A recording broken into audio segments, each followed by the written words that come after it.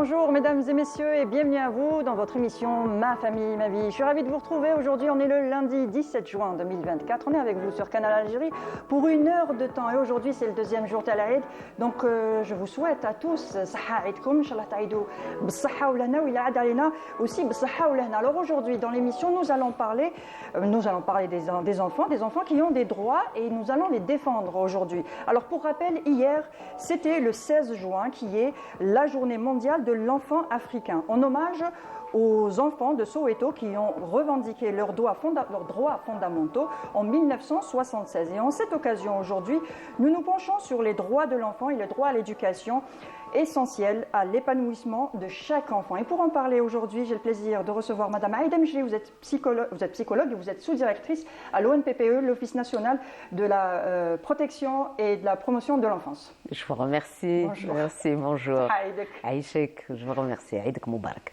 Avec nous aussi pour en parler, Maître Nadia Aïdzaï, vous êtes avocate et vous êtes présidente du CIDEF. Bonjour et merci d'avoir accepté notre invitation. Et Aïdek. Merci à vous aussi, merci de m'avoir invité. Alors aujourd'hui c'est le 17 juin, donc hier c'était le 16 juin, la journée mondiale de l'enfant africain, et nous allons nous pencher bien sûr sur les droits de l'enfant, les droits de l'enfant algérien, le droit à l'éducation aussi. Alors l'enfant c'est une priorité en Algérie avec un suivi et une assistance dédiée. Il faut dire que l'Algérie est connue comme un des pionniers dans la prise en charge de l'enfance, et l'éducation et la santé sont garanties et gratuitement à tous les enfants en âge de scolarisation. Grâce à la loi, j'ai oublié le numéro de la loi. 2008 déjà, la voilà, Constitution déjà en elle-même qui garantit le droit à l'éducation et suivi de la loi parce que il faut une loi pour mettre en œuvre effectivement cette gratuité et cette scolarisation obligatoire. Parce qu'il ne faut pas oublier qu'elle est obligatoire. Et que si les parents ne scolarisent pas, ils sont susceptibles de poursuites judiciaires. Donc c'est pour ça qu'aujourd'hui, je pense qu'à l'échelle nationale, il n'y a pas de problème pour la scolarisation des enfants. D'ailleurs, les chiffres en parlent. On a presque atteint la parité de scolarisation des petites filles et des petits garçons. On est à 95% à peu près. Et donc, c'est pour ça que nous sommes effectivement et les pionniers et à peu près les premiers à avoir réussi à atteindre presque cette parité dans la scolarisation des petits garçons et des petites filles, surtout les petites filles, sachant que dans certains pays, les petites filles ont des soucis de scolarité, alors que chez nous, ça a été, je pense, bien traité depuis l'indépendance. Et ce sont les politiques publiques, effectivement, de ces premières années, suivies par celles-là, qui donnent ces fruits-là. Je pense que c'est important. Alors, je voudrais justement qu'on revienne sur le CIDEF. Qu'est-ce que le CIDEF exactement pour les téléspectateurs? Alors, nous, le CIDEF, c'est le Centre d'information et de documentation sur les droits de l'enfant et de la femme. Alors, nous l'avons introduit dans ce qu'on a appelé la Fondation pour l'égalité et nous travaillons donc sur la vulgarisation des lois, la sensibilisation, sur l'accompagnement des personnes, puisque nous avons un centre d'écoute qui accueille les personnes en difficulté et souvent nous recevons dans notre service avec la psychologue des parents et enfants et surtout des mères et enfants donc, qui ont des difficultés à l'école parce qu'il arrive que des enfants soient perturbés par un divorce, par un déchirement familial et les enfants donc ont un souci et ça se sent dans leur scolarité et donc notre psychologue les suit et ça donne des fruits positifs, assez positifs et nous suivons surtout beaucoup de jeunes filles qui passent le BEM, le bac et elles réussissent parce qu'elles ont réussi avec la psychologue à retrouver un équilibre. Et voilà, et puis à côté, on travaille sur les violences, sur les femmes en politique, sur les droits socio-économiques. Nous produisons des revues, des recherches. Justement, vous avez une revue. Voilà, on a une revue ici qui est sur l'enfant africain. Donc, nous travaillons à faire en sorte que les gens connaissent leurs droits. Parce que les lois existent, les droits sont là. mais très peu de gens suffisamment savent qu'ils ont des droits et qu'ils peuvent les exercer. Et je crois que c'est cet exercice-là qui manque encore aux Algériens, aux parents, aux Comment femmes. peut-on y remédier justement? Oui, Je crois que c'est une très bonne introduction à travers le travail de ce mouvement associatif, à travers les institutions, à travers tous les programmes nationaux, à travers aussi tout ce qui a été réalisé. Hein. On implique tous les secteurs, pour ne pas dire l'organe national de protection de l'enfance ou une autre institution. Aujourd'hui, on a compris que voilà, c'est un travail de collaboration dans différents secteurs, qu'il faut impliquer tous les secteurs qui s'intéressent de près à ce volet et puis à l'enfance en général. Maintenant, si on parle de l'éducation, ce n'est qu'une partie. Santé, bien-être, son cadre, l'épanouissement, ses loisirs. Aujourd'hui, un enfant épanoui, c'est celui qui a tout le contexte et puis tout le cadre dans lequel on peut lui permettre d'évoluer, de grandir avec le moins de risques possible. Parce que voilà, on n'est pas dans le contrôle de tout ce qu'on peut vivre aujourd'hui. La vie nous a appris comment que les aléas, comment les événements traumatiques, comment ces situations très paradoxales, moi je dirais, secouent un peu les familles, secouent un peu les peuples. Aujourd'hui, à travers notre vécu, à travers aussi les pratiques de nos professionnels qui ont surmonté à plusieurs événements très traumatiques, qui ont appris à aider, à intervenir, à trouver les mots, à se tenir, à écrire des articles comme aujourd'hui. Une revue, ce n'est pas une idée qui peut venir dans les articles sur LFM, c'est tout un projet derrière. Là, on peut retrouver des livres, des chercheurs, des études qui ont travaillé un tout petit peu sur l'enfant, qui est l'enfant, ces situations de danger, qu'est-ce qui peut nuire à cet enfant, et puis tous les gens qui peuvent travailler pour son bien-être et pour son épanouissement. Et après, on va dire qu'aujourd'hui, probablement, l'événement est de fêter la journée de l'enfant africain. Hier, c'était la journée de l'enfant dans le monde avec avec la journée mondiale de l'enfant et puis la Convention internationale des droits de l'enfant. Et demain, l'enfant algérien, dans le 15 juillet. Donc, il n'y aura que les événements pour les enfants pour qu'on puisse revenir parler de cette tranche importante de notre société. Très bien. Je voulais revenir aussi sur la revue. Et où est-ce qu'on pourrait se procurer justement cette revue pour être plus informé? Alors, les professionnels ou les chercheurs, ceux qui n'ont pas le temps de se déplacer, peuvent la trouver sur notre site web, CIDEF, CIDEF-DZ.com, ou alors passer à notre siège. Nous sommes au 5 rue Ibn Hazm et ils peuvent donc venir prendre. Nous en avons beaucoup, nous avons dédié beaucoup de revues aux droits de l'enfant parce que nous faisons droits des femmes, droits de l'enfant. Donc nous en avons assez sur les droits de l'enfant, sur la kafala, sur les handicapés, sur les politiques publiques. On en a assez et qui peuvent aider les chercheurs. Très bien. Alors ce que je vous propose tout de suite, c'est de suivre un reportage de notre collègue Yasmine Belhidja et on revient tout de suite après. Oui.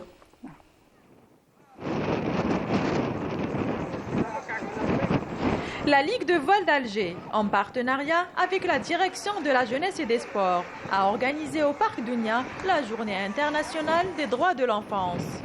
Une journée consacrée aux enfants issus des associations, mais aussi au grand public. Aujourd'hui, on a appelé les enfants, on a appelé les associations qui ont des enfants à besoins spécifiques. Qui m'a parlé les trisomiques, les autistes et tout. C'est-à-dire pour leur montrer, surtout aux parents, parce qu'ils sont accompagnés par leurs parents, pour leur montrer que leurs enfants, ils peuvent pratiquer beaucoup d'activités en plein air et d'activités sportives. Parce que كيما على بالك كاين des parents يحشموا بولادهم يخلوهم في الدار. حنا اليوم سي لوكازيون باش ولادهم هادو يخرجوهم يخلوهم يديروا لاكتيفيتي. جينا اليوم بالمشاركة مع لا ليغ دو لا فوال. جبنا احنا جمعيه كفل اليتيم لولايه مديه. جبنا اليوم اطفال يتامى باش نشاركوهم الفرحه اليوم بمناسبه هذا اليوم العالمي للطفل الطفوله. وجاو اليوم كاين ظروف الحق حسنه راهم يتعلموا تاع الاسعافات الاوليه وخرجوهم ثاني اللاك هنايا البحيره. هو يوم تاع فرحه للاطفال ويوم في الحقيقة نذكروا فيه كل الأطفال اطفال اليتامى والاطفال اطفال العالم اطفال غزه. On a reçu aujourd'hui entre 150 et 200 enfants structurés de la wilaya d'Alger et de la wilaya de Médéa. On a reçu Kafil Yatim de la wilaya de Médéa.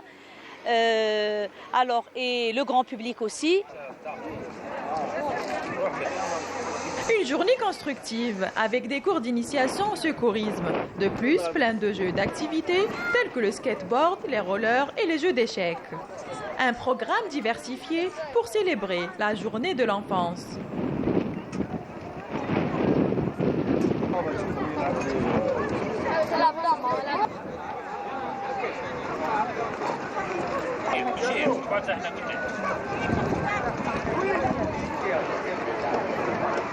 عندنا la Ligue des échecs معنا pour une activité des échecs. Nous, la Ligue de voile, avec l'activité, les sorties et initiation au bateau à voile, le kayak, le paddle.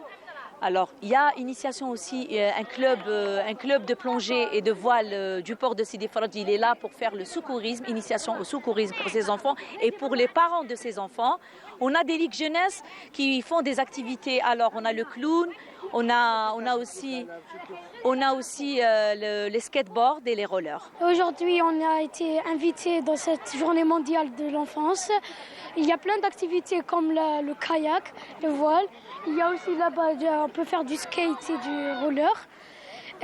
Et on est venu ici pour faire du bénévolat et pour prouver aux gens autistes et trisomiques qu'ils peuvent s'intégrer dans la société. وجبنا الحل عندكم الصحة وجبتوا لنا لهنايا.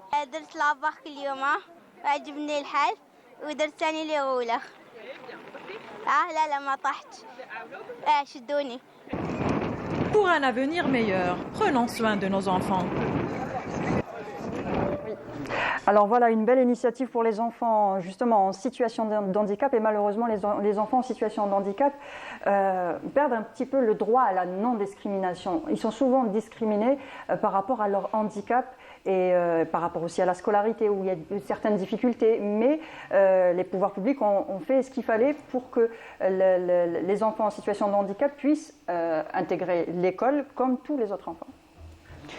Oui, alors ce qui est bien dans ce documentaire, c'est qu'on vient de rendre visible, et puis ces journées-là de célébration du 1er juin, du 16 juin, c'est un peu de rendre visible les activités des associations. Donc ce jour-là, c'est ça qui est important, parce que les associations travaillent quotidiennement.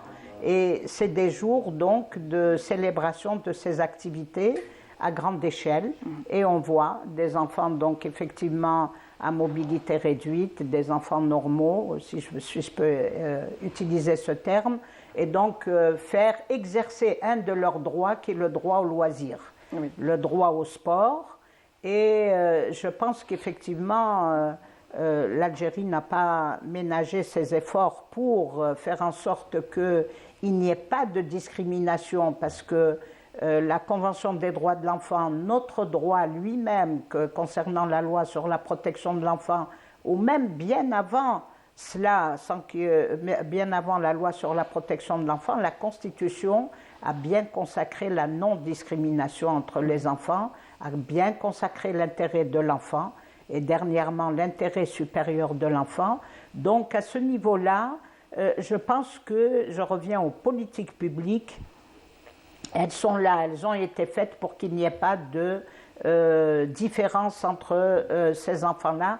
Bien sûr, vous me direz, et je vous dirai que tout n'est pas parfait, parce qu'il reste encore des choses à faire, il reste encore cette accessibilité dans certaines écoles ou dans toutes les écoles pour les enfants handicapés, et ou peut-être aussi pour les enfants autistes également. Donc il y a encore des choses à améliorer, et je pense que ces journées-là sont pour nous, le mouvement associatif, des journées d'état des lieux de la situation des enfants, mais aussi pour l'État, pour nos institutions. C'est aussi une journée pour dire voilà ce que nous avons fait, voilà ce qu'il nous reste à faire, et surtout que l'Algérie a des engagements. à des engagements au niveau international, au niveau des ODD, au niveau... Donc on est en train de travailler pour que l'on réduise les écarts entre les indicateurs qui nous sont demandés à atteindre. Exactement. Et aussi, on sait aussi, l'un des droits les plus fondamentaux aussi, c'est le droit à la sécurité. La violence est malheureusement présente, mais vous, en tant que sous-directrice aussi à l'ONPPE, vous travaillez de façon à ce que la sécurité soit assurée aux enfants avec des numéros verts, avec des beaucoup de choses. modalités de signalement. Oui, je crois que tout le contexte de signalement aujourd'hui, pas que la violence. Là, c'est toute situation de danger. Aujourd'hui, si on parle de l'enfant différent ou de l'handicap lui-même dans ses différents volets, sensoriel, moteur ou mental, aujourd'hui, on peut clarifier les différentes situations dans lesquelles peut se retrouver cet enfant et puis les modalités pour intervenir et puis porter cette voix pour le protéger. On ne sait pas comment vraiment, je dirais, protéger un enfant sans qu'il y ait des répercussions. C'est-à-dire c'est minimiser, voir de près, structurer, voir comment on peut vraiment trouver ces formules pour qu'on puisse dire stop. Ça touche à son bien-être, ça touche à sa stabilité, à sa scolarité, à sa santé, à son éducation.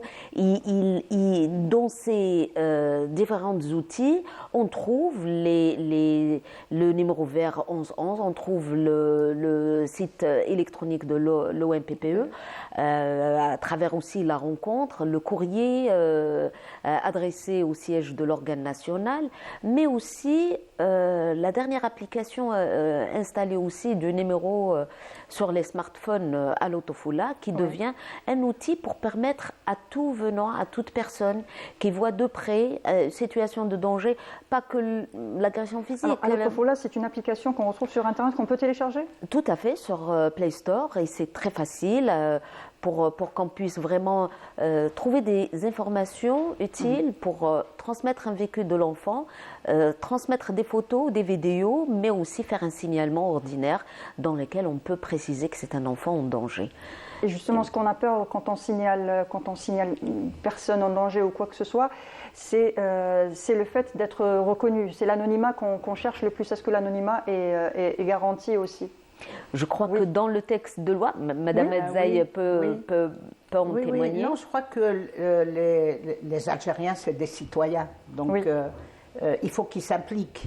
Quand ils voient un enfant en situation de danger, il faut qu'il la signale. Mais c'est difficile, par exemple, pour un voisin, aller dénoncer son voisin qui est peut-être, et après se retrouver dans une situation un petit peu compliquée où le voisin sait que c'est le voisin et beaucoup se disent je ne veux pas de problème, je ne veux pas me retrouver dans une situation un petit peu compliquée avec mon voisin. Oui, effectivement, on a ce genre de situation, c'est vrai, elle existe où les personnes ne veulent pas témoigner non plus, ne veulent pas signaler.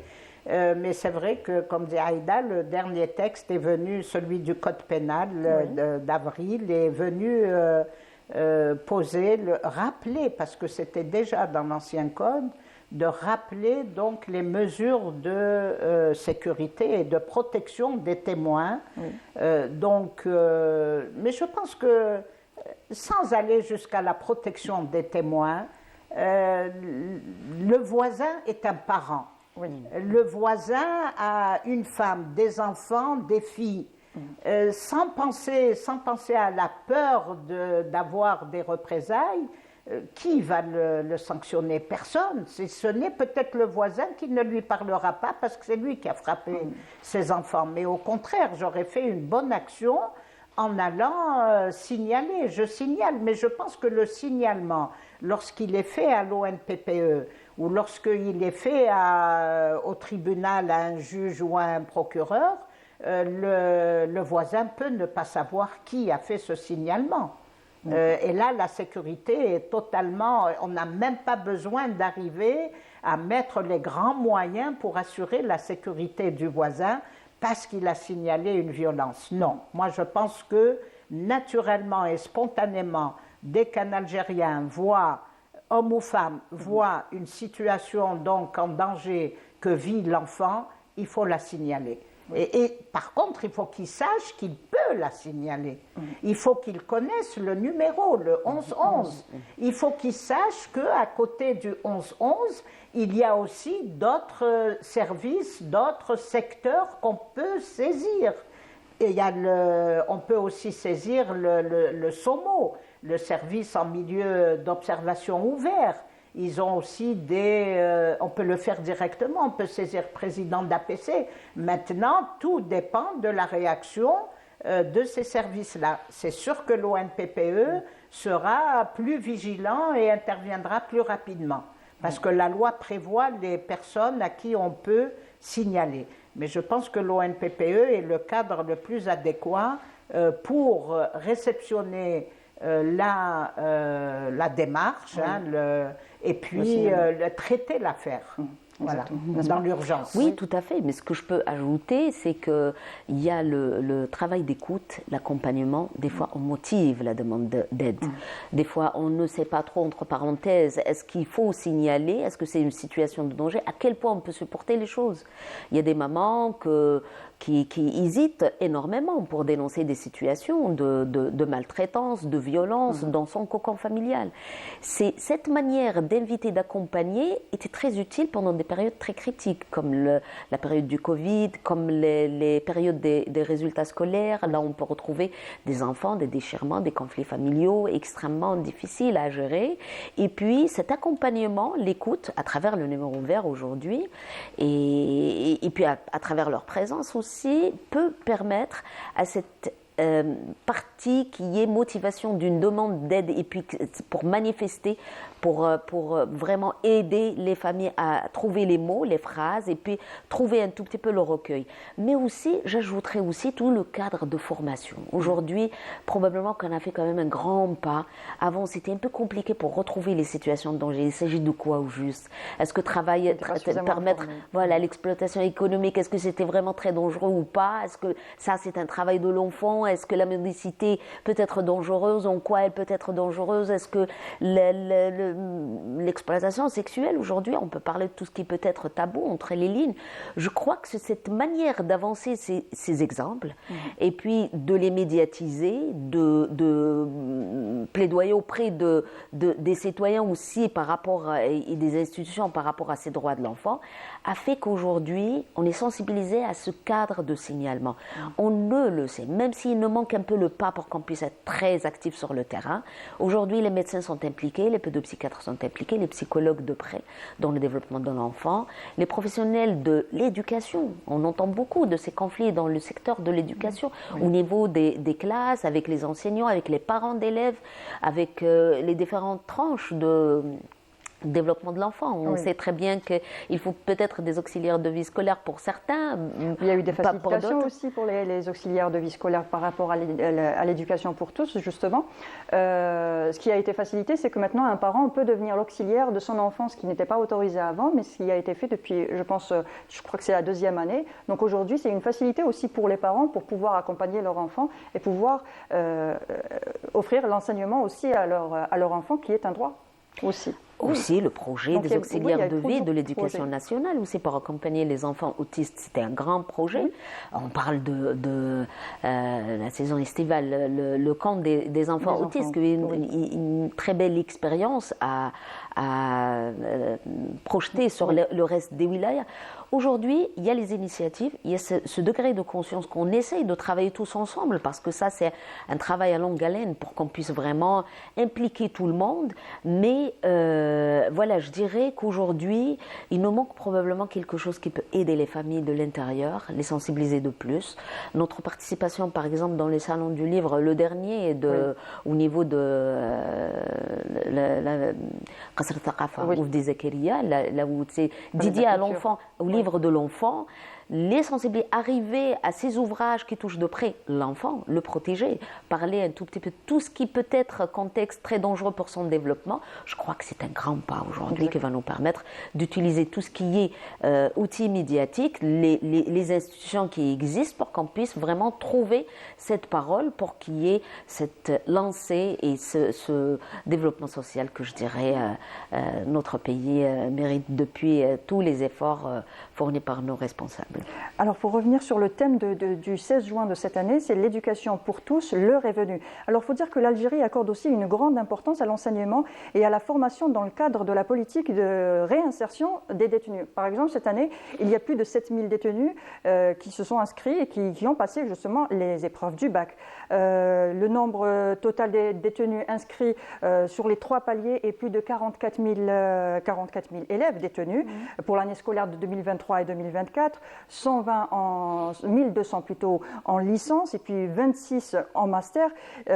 C'est aussi essayer de garder aussi pour ces jeunes un lien avec l'extérieur pour pouvoir, une fois à l'extérieur, pouvoir trouver un travail, monter sa propre entreprise, se réinsérer.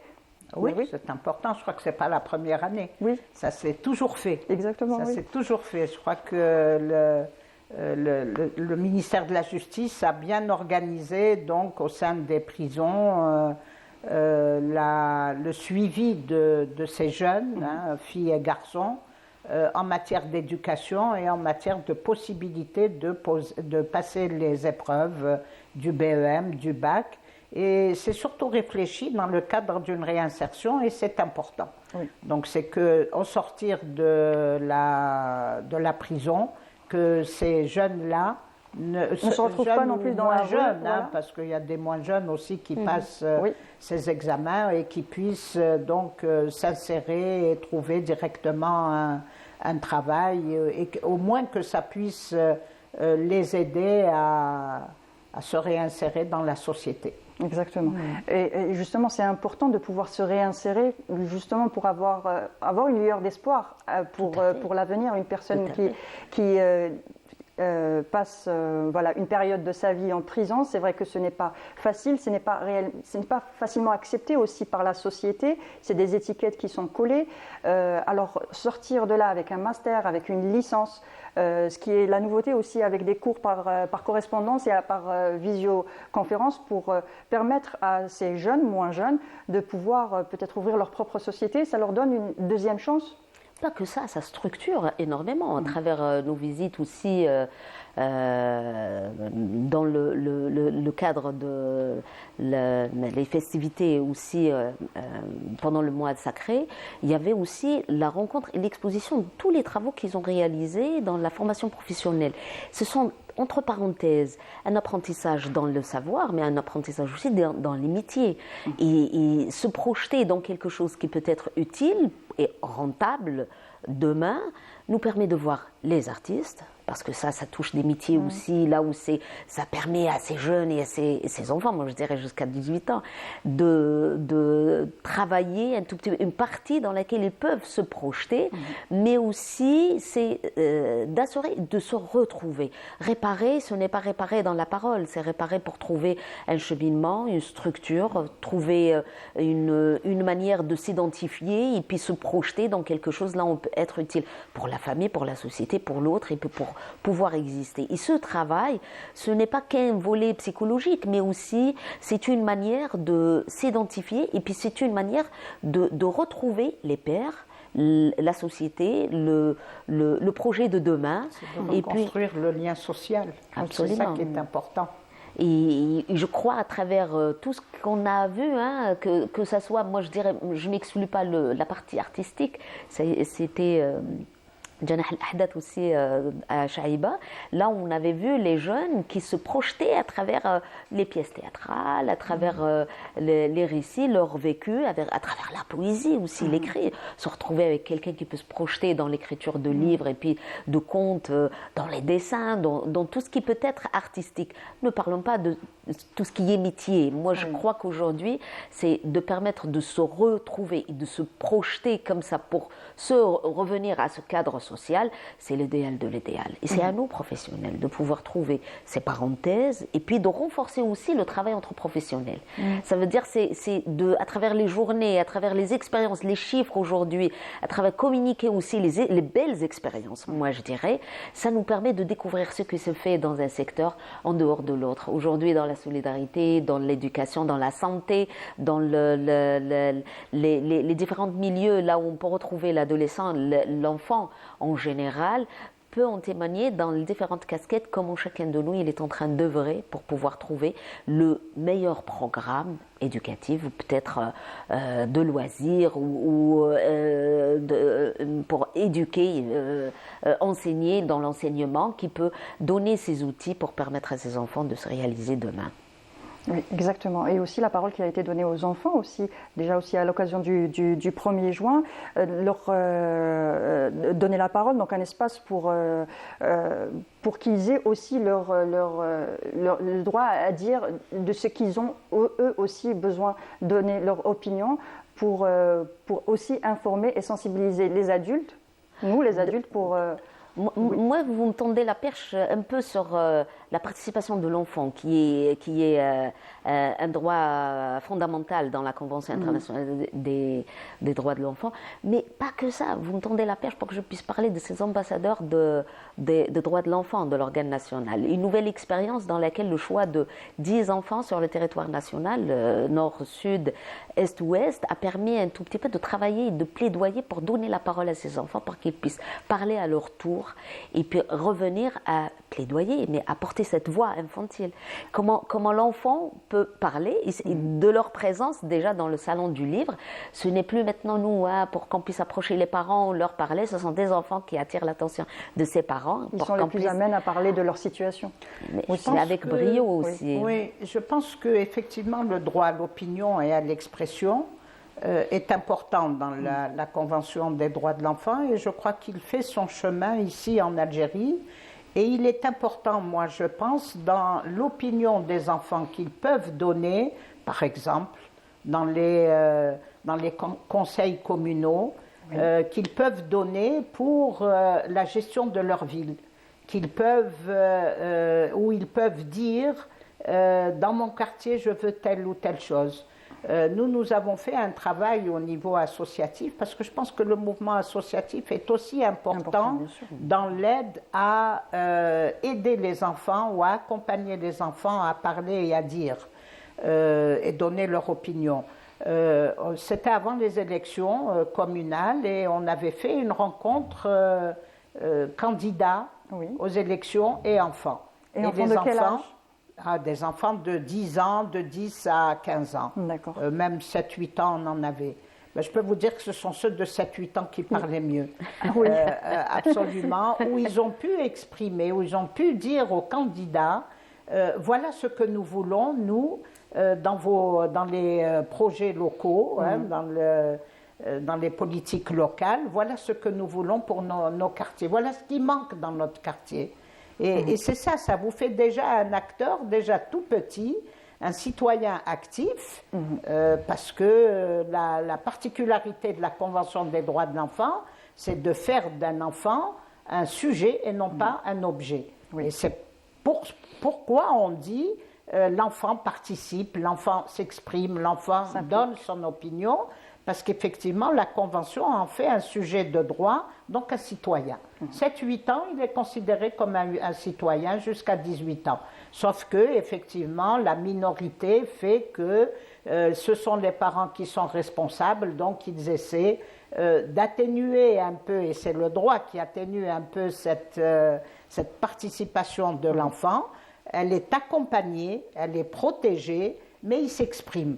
Il peut même créer une association. Absolument, dans la Convention des droits de l'enfant. Il y a eu une première association qui a été créée dans les années 2000-2002, et c'était M. C. Mohamed Bardadi, qui est décédé récemment, qui a été celui qui a accompagné cette première association d'enfants.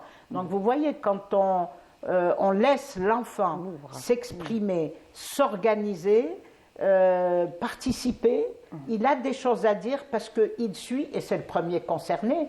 S'il est dans son quartier et qu'il n'y a pas de terrain de jeu, qu'il n'y ait pas de jeu de loisirs, ils ont même parlé du ramassage des ordures, ils ont imaginé leur quartier à leur manière, et ils ont dit aux candidats, mais voilà ce que vous devez faire, voilà notre parole, voilà nos idées que nous vous transmettons. Et c'est un peu la philosophie de la Convention des droits de l'enfant. Dans certains pays, au niveau local, au niveau des mairies, il y a des comités enfants, une assemblée d'enfants, puisque chez nous c'est une assemblée communale, une assemblée d'enfants qui donne son avis sur les projets de la ville. Oui. Et ça, c'est important. Chez nous, il y a eu des petites expériences, mais ça reste des expériences, À renouveler. moi voilà. je vais dire un peu festives, juste pour dire, Pour les nous, journées, voilà.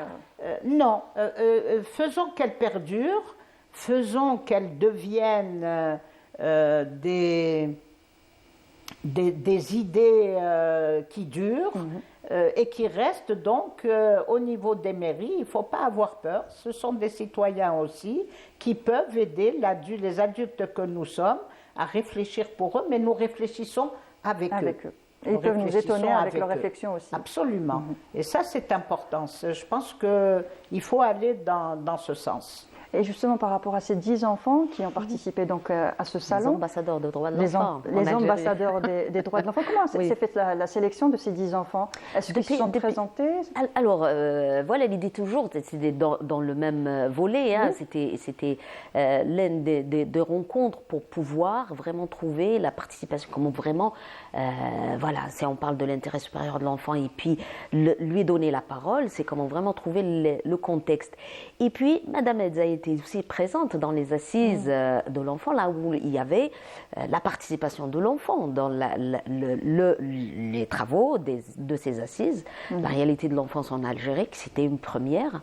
Et à partir de là, les écouter, partager leur vécu. Et puis, vous savez, ce sont des enfants qui nous épatent. Hein, à travers, ils représentent un peu leur wilaya, leur commune, ils représentent un peu leur, je dirais, leur culture, parce que c'est ça la spécificité de nos wilayas.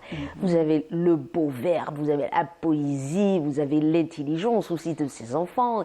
Ils avaient marqué notre esprit, et puis c'est venu le projet de ces ambassadeurs pour qu'ils puissent vraiment retrouver à travers leur musique andalouse, à travers leur poésie, à travers leurs verbes, à travers leurs pensées, sur tout ce qui est écran, les dangers, le vécu dans leur scolarité, la relation avec l'handicap lui-même. C'est comment ils ont plaidoyé, construit leur texte, comment ils ont pris la parole. Ça a donné un peu le fruit avec l'UNICEF de former un tout petit peu ces enfants et puis qu'ils puissent se projeter dans ce créneau qui est de retrouver l'enfant algérien dans son identité et puis dans sa richesse. Et c'était là où on avait trouvé maintenant nos ambassadeurs qui peuvent venir des différentes wilayas pour participer dans les événements. Reste beaucoup à faire. Oui. Parce qu'aujourd'hui, probablement, on s'appuie sur les textes de loi, mais il y a une manière de l'apporter au public. Il y a une manière de le dire. Il y a une manière de le voir. Ce n'est pas le dire dans la langue, mais dans la pratique. C'est aimer, c'est aider, c'est retrouver, c'est plaidoyer pour protéger, c'est de porter un tout petit peu cette casquette qui devient un mode de vie pour qu'on puisse vraiment accompagner cet enfant. Et à partir de là, on retrouve derrière ces enfants, ces parents qui sont très sensibilisés, qui sont présents, qui veuillent à médiatiser ces images. Avant, il n'y avait pas ce retour images et les réseaux sociaux. Aujourd'hui, je vois quand même cette partie conscience chez les parents qui projettent leurs enfants vers un monde là où ils peuvent porter cette voix sans honte, sans gêne, sans tabou, ils les projettent un peu dans différents domaines pour qu'ils puissent parler de l'eau, de la nature, de la santé, le vécu, de la scolarité. Et c'est ça qui a donné un tout petit peu cette force à ce projet pour qu'on puisse vraiment retrouver un vrai rôle pour le généraliser, comme le dit Madame Edzaï, comment vraiment toucher la société du fond. Aujourd'hui, le projet, ce n'est qu'un éclaireur ou ce n'est qu'une manière de souligner un peu dans les festivités et les événements que ça peut être très utile, pas utile, très utile pour nous et puis pour l'enfant algérien, pour qu'il puisse vraiment porter haut et fort sa voix et puis avec la fierté de tout ce qu'on a hérité de nos parents, de notre société, de notre religion, de notre coutume, dans nos traditions.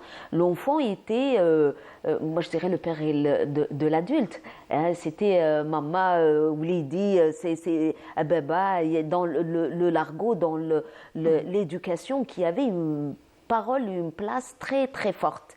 Et je crois qu'aujourd'hui, c'est à nous de pouvoir trouver juste mesure pour qu'on puisse redonner à cet enfant sa vraie place, pour qu'il puisse être le père et la mère de demain, et puis l'adulte de demain. Exactement. Et vous parliez aussi de nouvelles technologies, des réseaux sociaux. Et justement, il faut éduquer les enfants aux technologies numériques modernes et à l'utilisation sécurisée justement de ces technologies modernes. Aujourd'hui, les enfants sont connectés, sont sur les réseaux, sont sur Internet et peuvent être en danger à n'importe quel moment face à des prédateurs, face à des images violentes, face à beaucoup de choses. Et il faut aussi faire un travail sur ça, n'est-ce pas, Maître Aïtsaï? Oui, je crois que le travail est déjà fait. Les gens sont sensibilisés, les parents sont sensibilisés. La loi existe donc de protection donc, de ces enfants ou de l'utilisation des images aussi des enfants. Elle est sanctionnée.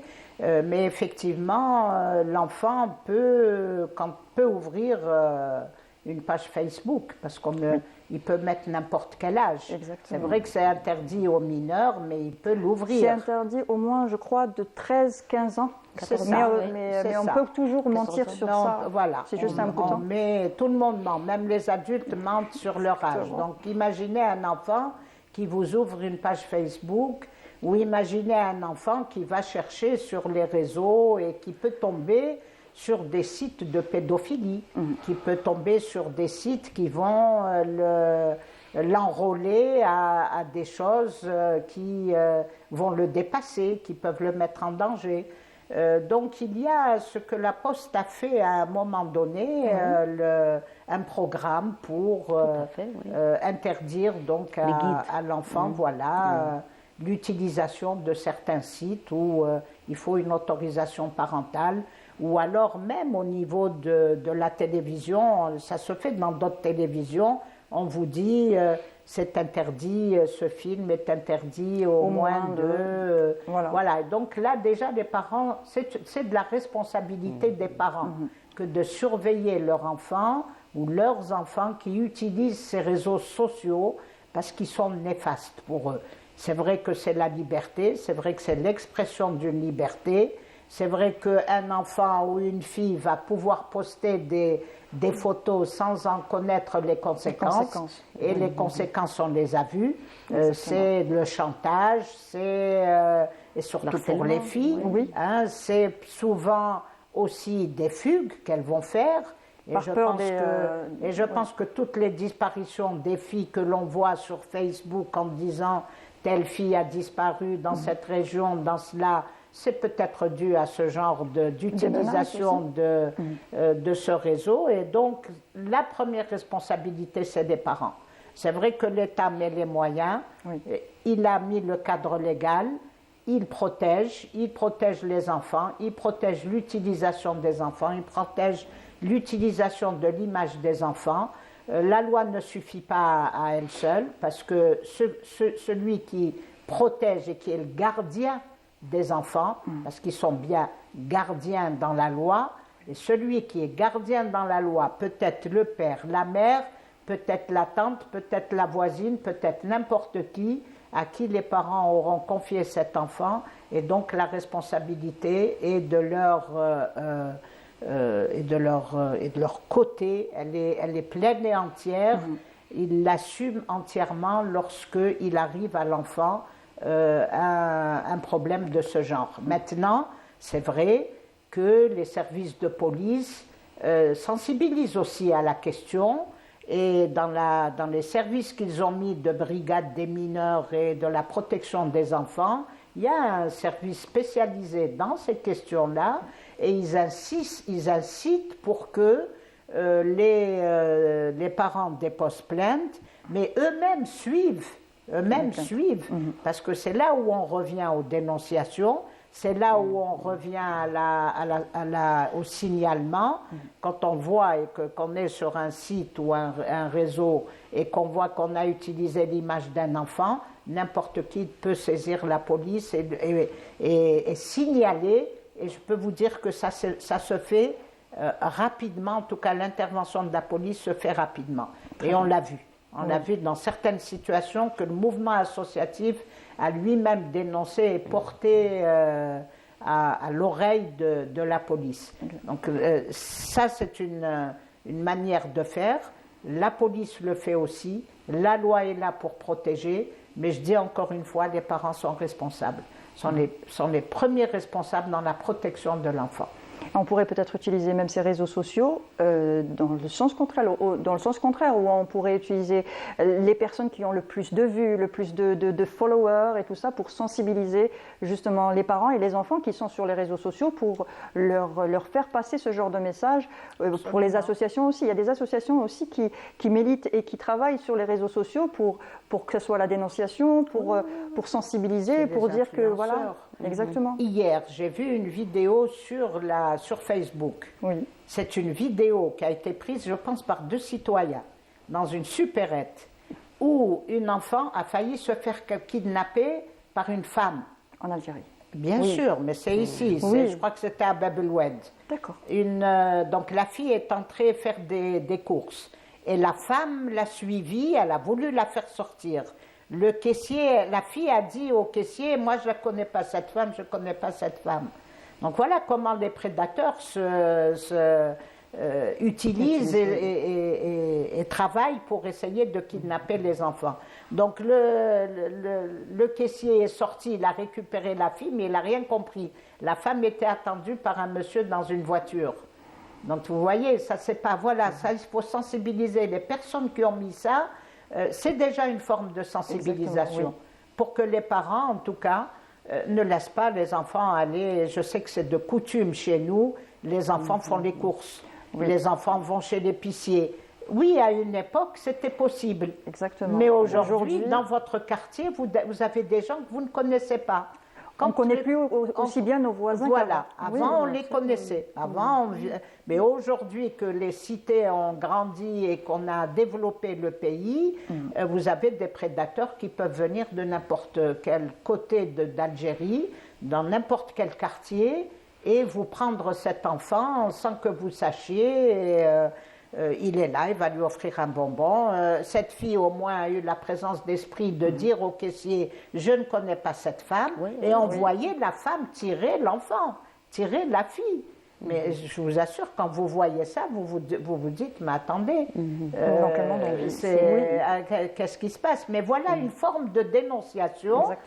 Peut-être qu'avec cette vidéo, la police pourra faire quelque chose. Reconnaître les personnes. Ça c'est quelque chose qui peut servir d'abord à sensibiliser et ensuite à essayer de poursuivre si on arrive à voir le visage de la femme ou si le monsieur, le caissier peut dire quelque chose. Oui.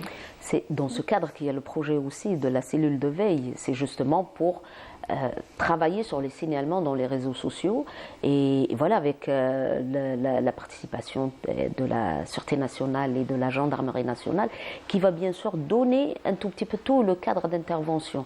Mais voilà, je crois que dans les outils, dans tout ce qu'on a, aujourd'hui, si on cite un exemple, il était visible, il y en a beaucoup qui ne sont pas visibles. Il y en a beaucoup derrière les murs, dans les secrets de famille, dans les différentes situations. Donc, je crois qu'aujourd'hui, si on parle de l'enfant dans son bien-être ou de ses droits, c'est juste pour dire qu'on peut faire beaucoup de choses ensemble. Et puis, ça nous concerne tous. Et trouver les modalités, trouver ces outils, et puis enrichir dans les pratiques, ce n'est qu'une manière d'inviter les parents, le tout venant, les personnes morales ou physiques à vraiment retrouver un tout petit peu ce cadre pour qu'on puisse dire stop, ça ne se fait pas. Mais voilà, aujourd'hui, c'est à nous probablement de capitaliser tout ce qui a été fait, de revenir à reconnaître tout ce qui a été déjà donné par des gens dans des circonstances et dans des conditions beaucoup plus difficiles, de reconnaître tout le travail de la société civile aujourd'hui, tous ces gens qui sont dans le bénévolat, qui ont donné leur vie, qui ont une histoire familiale. Toujours, si on retrouve cette motivation, c'est que sûrement il y a des familles qui ont été bouleversées de l'intérieur d'eux-mêmes.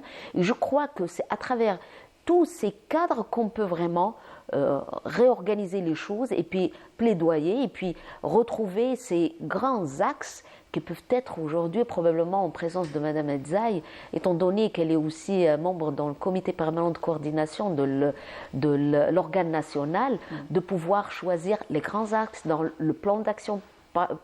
Probablement aujourd'hui, on est dans les ateliers pour pouvoir le construire et l'établir, plan national de l'enfance en Algérie. Ça restera une modalité, une manière de structurer tout ce qui a été fait peut-être d'une manière formelle ou informelle, directe ou indirecte, d'une manière structurée au moins, dans un plan national qui saura englober tous les secteurs et puis impliquer tous les professionnels directement liés ou non indirectement liés. Très bien. Alors, pour finir justement ce débat, quels sont les défis actuels et les lacunes qui persistent malgré les avancées juridiques et pénales en matière de protection de l'enfance? Les défis, il y en a beaucoup. Ah, les défis, il y en a beaucoup, mais il y a beaucoup de choses qui ont été faites. Hein. Oui, c'est vrai. Je pense qu'il y a même une surprotection de l'enfant au niveau loi.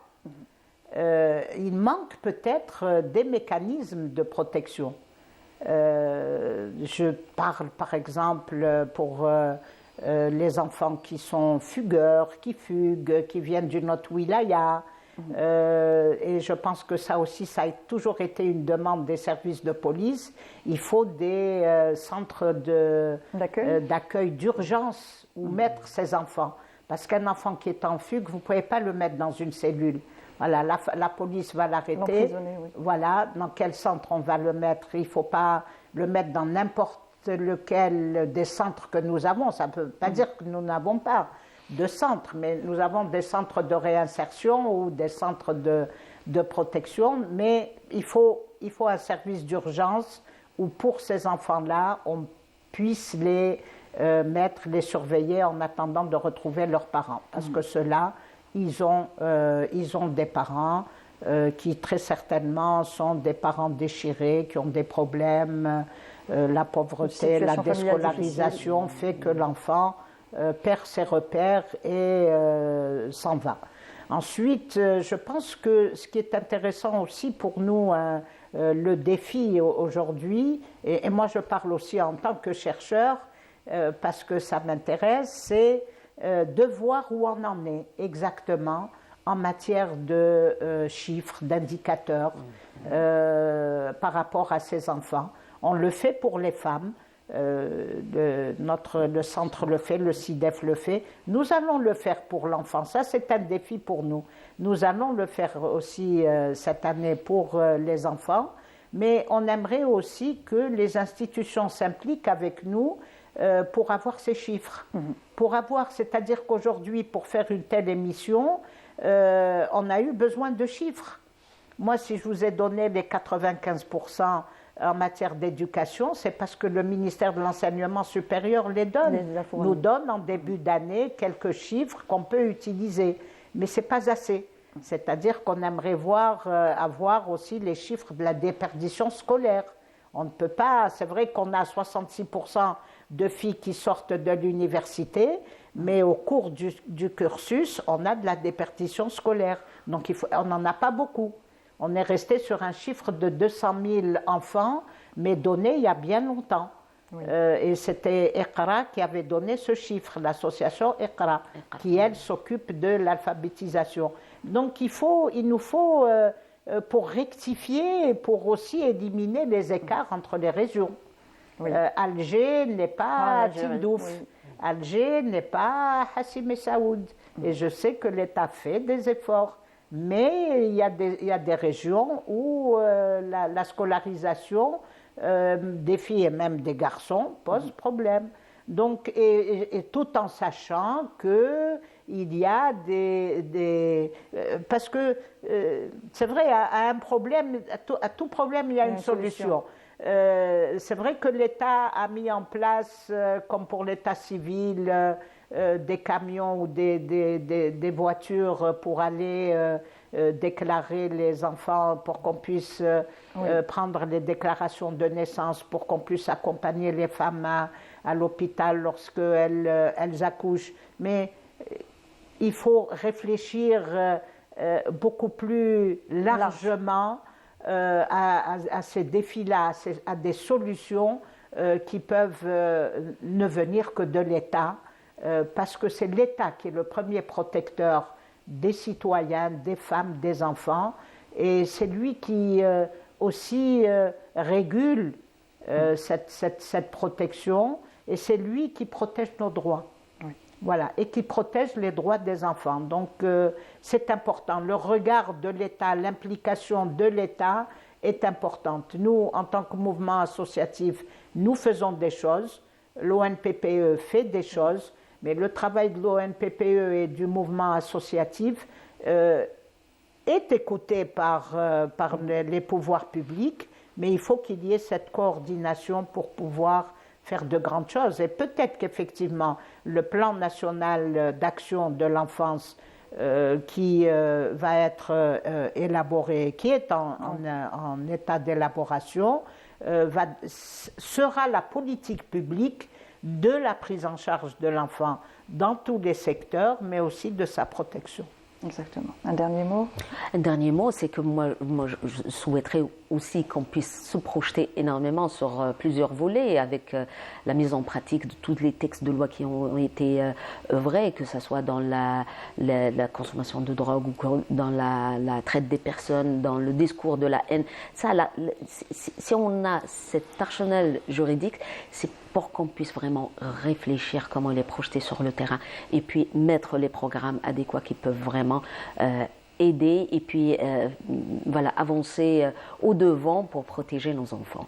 Ça reste un travail longue haleine, mais voilà, oui, avec la participation de tout le monde, voilà, on est optimiste pour que ça se réalise. Inch'Allah. Inch'Allah. Merci Madame Aïda Mché. Alors, vous êtes psychologue et sous-directrice à l'ONPPE, l'organe national de promotion et de protection de l'enfance. Tout à fait. Voilà. Et merci à vous aussi, Maître Nadia Aïdzaï. Vous êtes avocate et vous êtes présidente du CIDEF. Merci pour votre participation. Merci à vous.